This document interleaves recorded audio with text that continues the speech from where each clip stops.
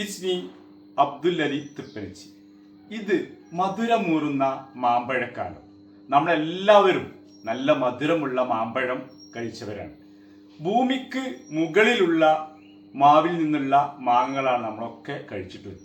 എന്നാൽ ഭൂമിക്ക് അല്ലെങ്കിൽ മണ്ണിനടിയിലും മാമ്പഴമുണ്ട് എന്ന് പറഞ്ഞാൽ നമ്മൾ വിശ്വസിക്കുമോ? അത്തരമൊരു മാമ്പഴമാണ് ഞാനിന്ന് പരിചയപ്പെടുത്തുന്നത്. ഇതറിയപ്പെടുന്നത് നിലമാങ്ങ എന്ന പേരിലാണ്. എന്നാൽ ഇത് യഥാർത്ഥത്തിൽ ഒരു മാങ്ങയല്ല. ഇപ്പോൾ കണ്ടുകൊണ്ടിരിക്കുന്നതാണ് നിലമാങ്ങ എന്നറിയപ്പെടുന്ന ഔഷധക്കൂൺ. ഇത് മധുരമുള്ള ഒരു മാങ്ങയൊന്നുമല്ല, വളരെ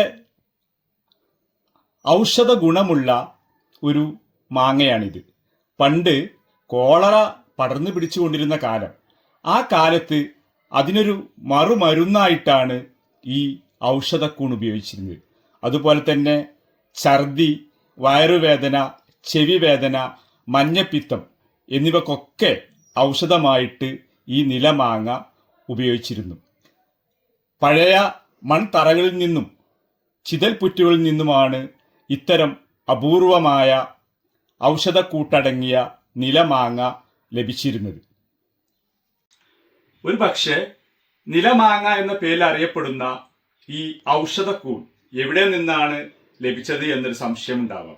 ഇത് തൃപ്പനച്ചി UP സ്കൂളിലെ സയൻസ് അധ്യാപികയായ ബിന്ദു ടീച്ചർ അവരുടെ ദേശമായ കോട്ടയത്തിൽ നിന്നും എൻ്റെ ശേഖരണത്തിലേക്ക് കൊണ്ടു തന്നതാണ്. ഇനിയും ഇത്തരം വീഡിയോസുമായി നമുക്ക് കാണാം.